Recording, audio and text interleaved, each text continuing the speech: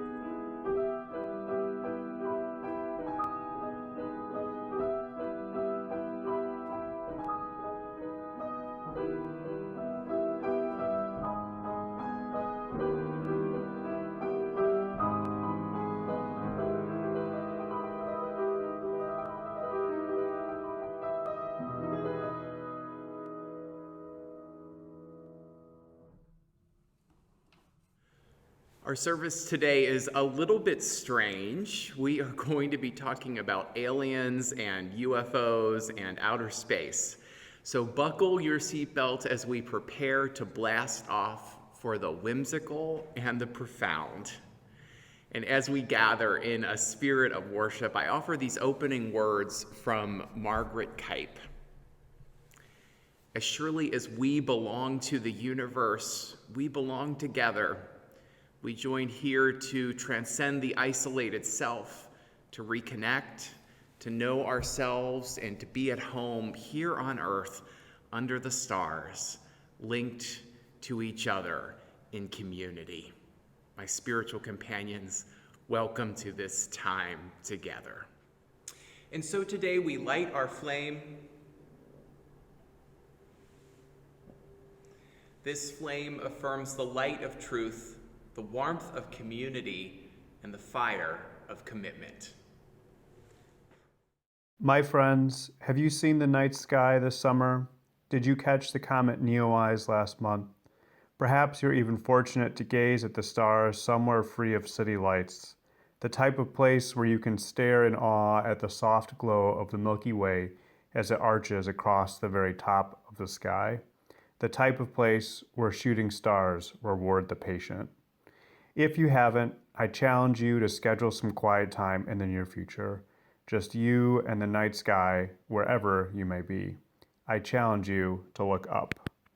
Not to forget the challenges of those around us, not to escape your obligations to others, but to remember our place in the stars. To remember that the gentle glow of the stars is just as exciting as the glow of a screen. To remember that you are a crew member on this spaceship that is our home. To imagine all that could be out there, how much is out there, how much is unknown, and how much is still possible. People have looked to the stars in awe for thousands of years. It's your turn. The North Shore Unitarian Church is a community that is grounded in love, guided by reason, committed to spiritual growth, and striving for justice. We accomplish this mission through the generous donations of our members and friends, And so we invite you to text your donation now. Please note that in order to give, you must include NSUC, the designated fund, and the amount. You can also, of course, log into Realm in order to give or send a check directly to the church. Thank you so much for your generosity.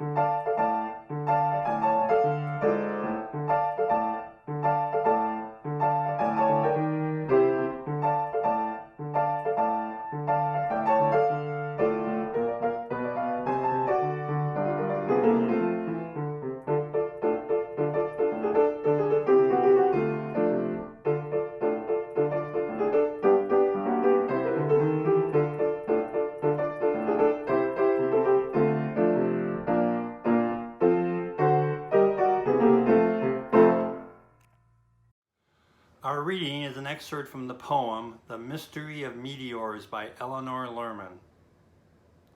I am out before dawn, marching a small dog through a meager park. Boulevards angle away, newspapers fly around like blind white birds. 2 days in a row I have not seen the meteors, though the radio news say they are overhead. Leonid's brimstones are barred by clouds. I cannot read the signs in heaven. I cannot see night rendered into fire. And yet I do believe a net of glitter is above me. These are the mysteries I could not approach when I was younger. The boulevards, the meteors, the deep desires that split the sky. Walking down the paths of the cold park, I remember myself, the one who can wait out anything. So I caution the dog to go silently, to bear with me the burden of knowing what spins on and on above our heads. For this is our reward. Come, Armageddon. Come, fire or flood. Come, love, not love, millennia of portents. This is a future in which the dog and I are laughing. Born into it the mystery. I know we will be saved. So please note that today we're going to do Joys and Sorrows a little bit differently. I'm going to invite you to save your joys and sorrows for the Zoom coffee hour. And in order to have a bit more of a personal touch where we can see each other, at the beginning of the Zoom coffee hour, we'll be able to share our joys and sorrows from this past week. But in the meantime, my spiritual companions, I would invite you to settle yourself into that space of honesty and compassion that is known by many different names. Let us find that still, small center within that gives us peace in the midst of the tumult of the world. Let us pray together. Spirit of life, God of many names, love that transcends us and holds us and lures us ever more deeply into community, we come into your presence today. We come seeking the greater mysteries of life, that feeling that we get when we are out under the stars at night, under that net of glitter, where we can feel so small and yet attached to something so large and so beautiful. We find that experience today, and we lean deeply into it. We come to with lives that are full, our lives that are full of sorrow and heartbreak, grief, painful anniversaries. And we hold all of those in community today, knowing that when we share them with each other, when we are able to share them in this place with these people, their burden is lessened. And we also come today with joys that uplift us and sustain us. May we remember that those joys are equally important and that this is a community that celebrates them together. And when we are able to share them with each other, our joy is increased. Our hearts reach out to a wider world. Our hearts reach out to a wider world that is hurting. Our hearts reach out to all of the first responders in the midst of the pandemic, all the people who are struggling with food insecurity and with paychecks that are not coming in, all of the different ways that hardship has been visited on people. Let us remember that even in the midst of our time apart, there is still good that we can do in the world. And so let us ponder in the days to come, what are the ways that we can reach out and help build community, help assist those who are in need, remembering that that is the true mission and vision of our faith together. It is that ability to reach out to those who are in need. And so, Spirit of life, we lean into your presence this morning. We lean into the grandeur and beauty of this universe.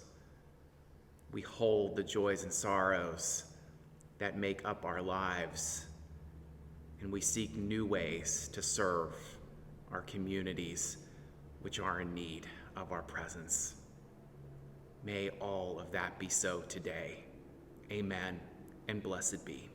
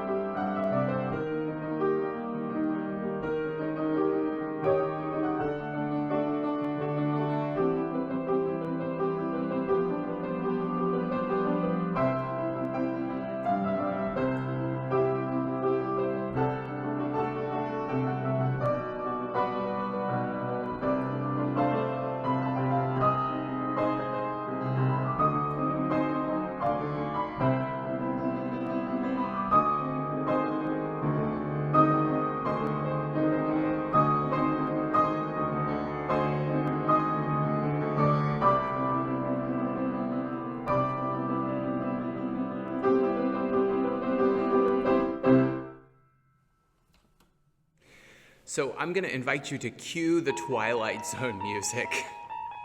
This is a strange sermon, and I feel like I should give a little bit of context before I dive right in.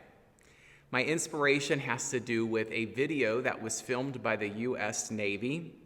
The video was released in March, and it seemed to depict some sort of flying object. This is an image of it. Now, when asked for comment, the Navy confirmed that it did not know what the object was. And this was momentous for many people, as it seemed that the government was no longer denying that such objects exist, which had been their official stance before this. Now, a lot has been made about that claim, and articles quickly circulated that the government has confirmed alien existence. Internet memes depicting little green men started to pop up all over. Incidentally, that is how I found out about this video. But the claim that the government made is actually much more restrained than anything is confirming of little green men or whatever. It is simply that there are objects that have appeared in the skies that the government has not been able to identify. It is possible that the object was a drone or perhaps a trick of the light. I mean, we're not sure. We don't know. But it is also possible that it is something else. Now, in terms of extraterrestrial existence, I am sure that the truth is out there, as the X-Files puts it. But until it is confirmed, I choose to remain agnostic about the phenomenon. Indeed, I am persuaded by two equally compelling but contradictory arguments. The first argument is that life on Earth came about because of the ridiculously unique circumstances that formed our world and its atmosphere. It's possible that life was so unlikely, so improbable, that Earth houses the only such substance in all the universe. That is one argument that makes sense to me. It is possible. But there's another argument that makes equal sense. With billions of other stars in the many, many other galaxies, it is possible that at least one other place in our universe has cultivated life. It just doesn't seem impossible to me. So today, we're not going to resolve this question. We're not going to choose between one or the other. But in a way, I don't even think that that's the most interesting question. Indeed, our imaginations about UFOs and aliens tell us a lot about ourselves, about humanity's deepest desires and wishes. And that, I think, is at least as interesting as whether or not they are out there. D.W. Pasulka is a religious studies scholar. In American Cosmic, she turns her research to UFO believers. She spent years immersed in groups that believe in the existence of UFOs and aliens. She analyzes their writings, depictions, and experiences through the lens of comparative religious studies, which really hadn't been done before. It's a really fascinating book. Now, at one point in the book, believers drive her to a site where a UFO crash landing had allegedly taken place. She is blindfolded as she is taken there. It's in the middle of a desert, and the whole time she's wondering if they are being truthful with her about what she's about to experience. One of the things that she discovers about these communities of believers is that they're often very secretive. You have to gain a certain level of trust before they will share their findings with you. As she removes the blindfold and steps into the scorching desert, she surveys an unremarkable area. Cacti and shrubs, sand and dunes. She spends the day with her host searching for bits of metal strewn across the landscape, sometimes just using the naked eye to look for it, sometimes using a metal detector. These bits of metal, she is told, are pieces of a ship. Apparently, no one has been able to identify exactly what that material is when it has been taken back to laboratories and tested. Also, when people have taken pieces of it home, They have had strange dreams and even prophecies. Now, this sounds outlandish and very fringe, and in a way it is. But this is exactly where she uses some of the tools and categories of religious studies in order to help understand what's happening with this group of believers and with these objects. First of all, the idea that certain beings from on high make an appearance in a particular place is a deep theme in religious studies. The preeminent anthropologist Mircea Eliade gave this a technical name. He called it a hierophany. Likewise, a sacred site in the desert where people make periodic visits is not unique, as the long history of the pilgrimage will attest. This, for instance, is an image of pilgrims at the Kaaba in Mecca.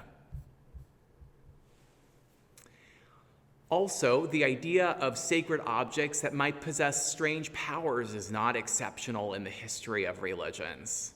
In Catholicism, these are called relics, which are objects associated with saints. Often they possess powers to heal and are thought to create a channel to the deceased holy person. Finally, the highly secretive nature of the UFO group is also not a new thing in the history of religions. There is often an initiated priesthood in certain groups that protects the inner teachings from corruption. So if we are using a religious studies frame, what then are aliens? Pasolka suggests that the era of science, which we are now living in, the sort of post-Enlightenment era of science, has created a deep skepticism for the spiritual and the supernatural. So perhaps then it makes sense that these higher beings are taking a more physical form. They are not from heaven, they are from another part of our own physical universe. In a way, our imagination about aliens affords some of the benefits of the older beliefs in gods without having to swallow a spiritual or metaphysical worldview. Now, as with gods of old, many believers ascribe beneficent motives to these beings. They believe that aliens intend to share special knowledge or technology with humans. Other believers assume that these beings have transcended the violent instincts of humans or never possessed them to begin with. And so perhaps in a way, it functions as something of an ideal for human beings to emulate. By imagining what these alien teachings might be, we humans might find a way out of our own most intractable conflicts. And I think that this begins to hint at some of the imaginative possibilities that are present in this whole field. Whether it is true or not, it expresses a hope deep within human beings for another way of being in the world, one that is beyond the most despairing, devastating, and violent parts of what we experience. And so this leads me to a bit of cultural commentary. It's commentary that was initiated by Ross Douthat in his book, The Decadent Society. This is a book that I picked up this summer. In large part, what he's looking at is this sort of larger cultural moment of stagnation and lethargy, and he's trying to diagnose how we've gotten here and how we can see our way out of it. He looks at it through the lens of politics, economics, and popular culture. But perhaps somewhat unexpectedly, there is one part of his book that comments on space travel, UFOs, and aliens. Douthat writes that back in the 1950s and 60s, most of the representations of space were highly optimistic. Americans imagined that we might travel to far galaxies and colonize different planets. Perhaps we would encounter extraterrestrials that would teach us new and fantastic things. This is an ad for a movie from that time.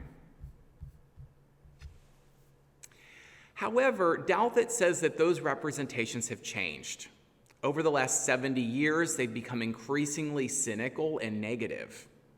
In film and television, space is less likely to be represented as a new frontier. Instead, it has merged with Gothic literary themes. It is more often seen as a terrifying abyss with even scarier inhabitants than it is something hopeful and optimistic and a possibility for a human future. One example, of course, is Ridley Scott's film Alien. I remain haunted by Sigourney Weaver's fight for survival against that monster in space. And yet another film that is in this same vein is the 2013 Dark Skies.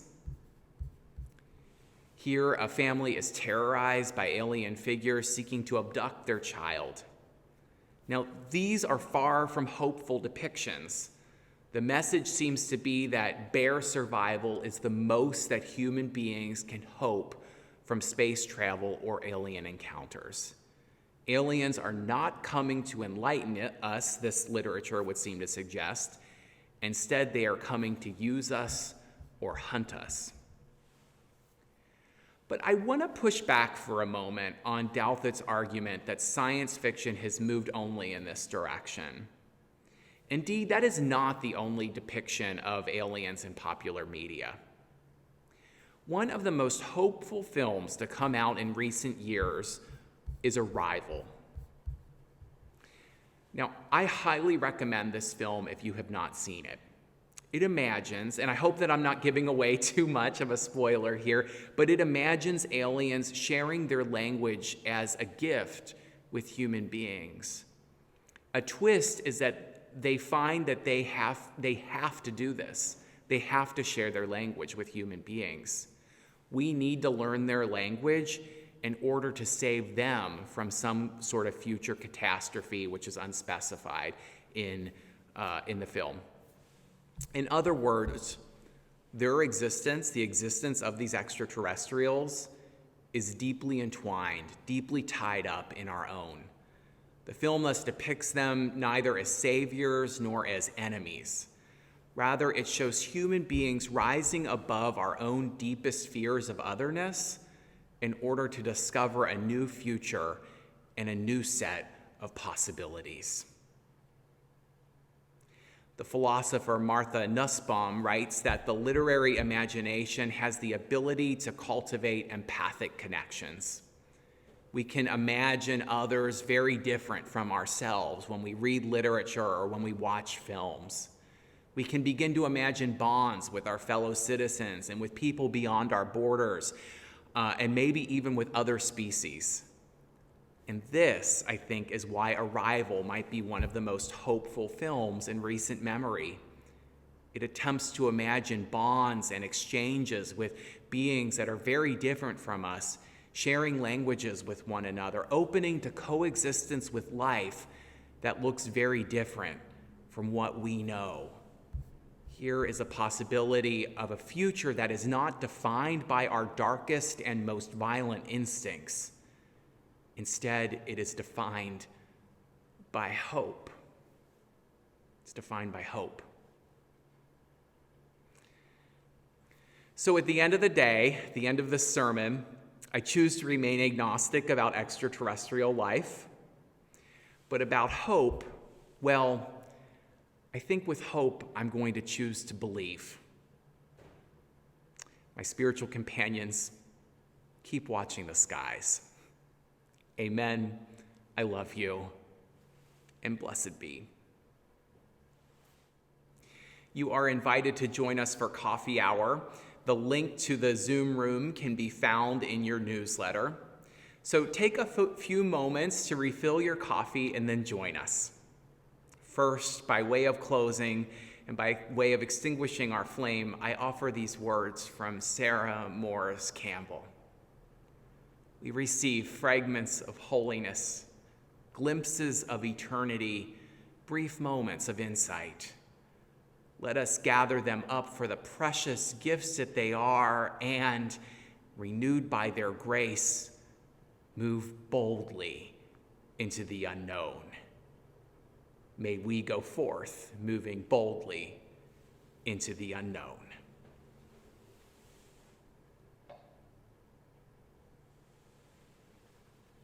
May it be so.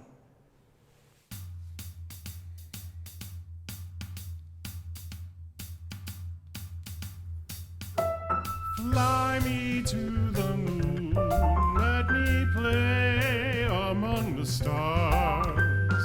Let me see what spring is like